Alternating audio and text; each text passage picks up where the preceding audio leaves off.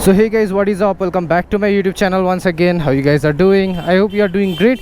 So आज चाहिँ हामीसँग अनन्त भाइको 390 छ र यात्री छ। अब यात्रीको बवाल मोड चाहिँ मलाई एकदमै बवाल लागेको थियो। अब लेट्स सी यो 390 सँग चाहिँ यात्रीको P1 ले कस्तो आउट परफर्म गर्छ कि गर्दैन। 390 त अभियसली फास्टै बाइक हो हैन, अब 400 सीसी को बाइक हो। यात्रीले क्लेम गरे अनुसार चाहिँ 250 देखि 300 सीसी सम्मको सँग चाहिँ राम्ररी किप अप गर्न सक्छ भनेको छ। तर I want to see 390 Duke सँग चाहिँ यो कस्तो कम्पिट गर्छ। अनि यो बाटोहरु चाहिँ अलिअलि खाली भएपछि चाहिँ हामी यसो सानो हुन्छ नि फ्रेन्डली ड्र्याग रेस हान्छौँ। अब यो रेस चाहिँ तपाईहरुको एकदमै त्यो पुरै आतंक मचाउने खालको हुन्छ नि, स्ट्रीटमा हुलिगन्स हुनेहरु खालको चाहिँ रेस हैन। We are just trying to see कुन चाहिँ बाइक कस्तो परफर्म गर्छ, कुनै खालको रेसहरु चाहिँ मैले प्रमोट गरिरा हैन। सो गाइज यो चाहिँ एउटा जस्ट एउटा स्ट्रीट रेस भन्दा पनि एउटा फ्रेन्डली ड्र्याग मात्र हो। सो हामी चाहिँ एउटा चाहिँ 60 किलोमिटर सम्मको गरौँ हैन, 0 to 60 गरौँ, एउटा 0 to 80 गरौँ न त 100 पनि नगरौँ हैन। सो 0 to 80 0 to 60 मात्र एउटा।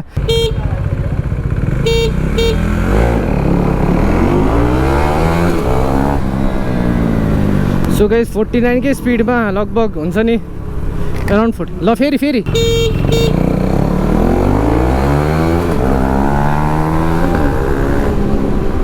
सो गाइस है तपाईहरुले देख्न सक्नुहुन्छ कि ड्युक 390 लगभग 15 मिटर या 10 मिटरको रेन्जमै थियो हैन। सो हामीले चाहिँ यहाँनिर अलिकति सेफ्टीका साथ गर्दैछौँ, किनभने यहाँनिर अलिकति गाडीहरू पनि आज I don't know for some reason यहाँनिर अलिकति धेरै नै कुदिरहेछ। अब एक राउन्ड फेरि यहाँ पनि ट्राई गरौँ न। सो गाइज हामी चाहिँ बाटो खाली हुँदा मात्र गर्दैछौँ, सायद अलिकति मिटर डिस्टेन्स खाली हुँदा। ल 1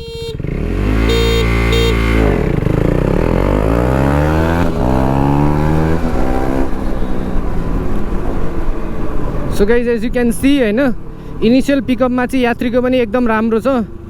अब ड्युक 390 त मोन्स्टरै हो सिंगल सिलिन्डरमा। I don't think there is any bike that can compete with the 390। तर यात्रीले तिमीलाई कस्तो लाग्यो? यात्रीले अलिकति भए पनि छेउछाउ चाहिँ आयो है। मैले एक्सपेक्ट नगरेको कुरा भइरहेछ यहाँनिर।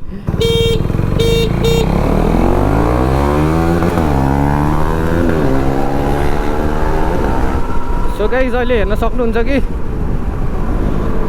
एराउन्ड यात्री र ड्युक 390 चाहिँ कम्पिटिसनमा हैन अगाडि पछाडि नै छ। सो गाइज है तपाईले हेर्नुभयो कि हुन्छ नि एउटा सानो ड्र्याग रेसमा एराउन्ड 60 सम्म चाहिँ छेउछाउ नै हुन्छ। तर 60 पछाडि फेरि अब ड्युक 390 को लास्टै अब सेकेन्ड गियर लागेपछि पागल कुद्न थालिहाल्छ। त्यो फर्स्ट गियरको आरपिएम सबै लिमिट भइसकेपछि सेकेन्ड गियरमा बवाल कुद्छ। यसको चाहिँ तपाईको अब 100 नै हो टप स्पिड, यसको चाहिँ 100 नै हो टप स्पिड। सो 100 सम्म चाहिँ एउटा राम्रो पिकअपमा जान्छ। तर यहाँ बाटो खाली पनि छैन आज त्यस्तो साह्रो हामीले चेक गर्नको लागि, अनि टाढा लान पनि दिँदैन यात्रीले। सो त्यो सिटी राइडमा चाहिँ अब एक राइड लास्ट गरौँ न त। ल एउटा लास्ट अलिकति ल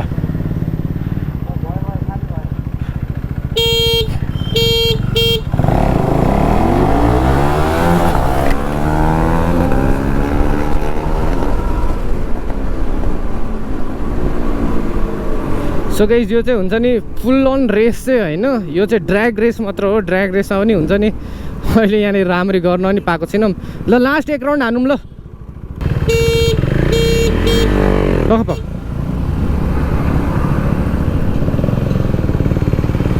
ल पख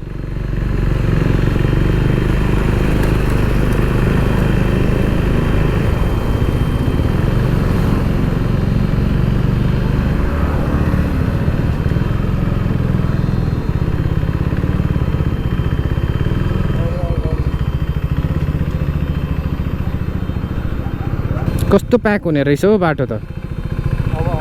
अब पुरै डेढमा ल।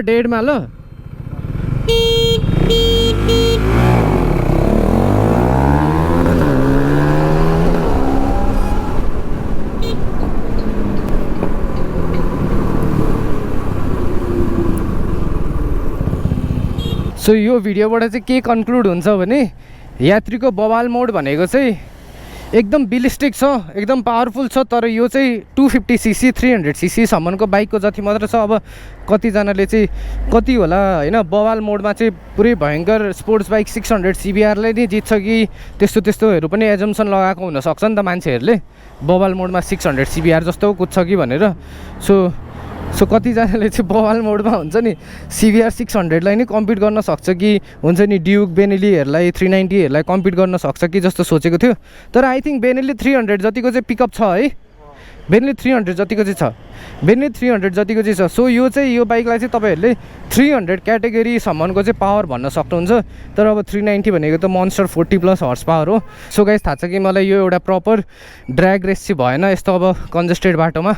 अब यात्रीले हामीलाई टाढा लान पनि दिँदैन है बाइक। सो यही सिटीभित्र 15-20 मिनट्स दिएको कारणले चाहिँ मैले यस्तो रेस हुन्छ नि यो सानो ड्र्याग रेस गरौँ न त। यसको यात्रीको चाहिँ पावर बवाल मोडमा के कस्तो छ भनेर सबैजनालाई जान्न मन थियो। सो ड्युक 390सँग चाहिँ कम्पिट हुँदैन रहेछ, तपाईँले देख्नुभयो भिडियोमा। अब बेनेली 300 र ड्युक 250सँग चाहिँ मजाले कम्पिट गर्न सक्छ र सँगसँगै हुनसक्छ।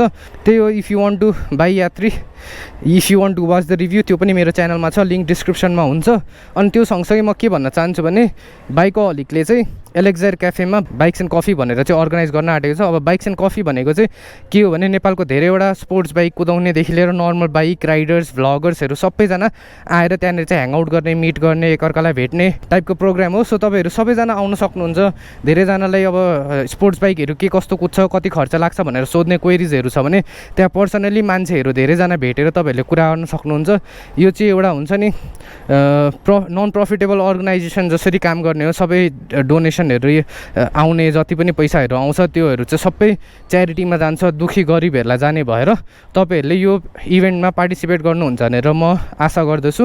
र त्यही सँगसँगै thank you so much Ananta भाइ for bringing the beast to test ride with the Yatri होइन, एउटा ड्र्याग रेस गर्नको लागि।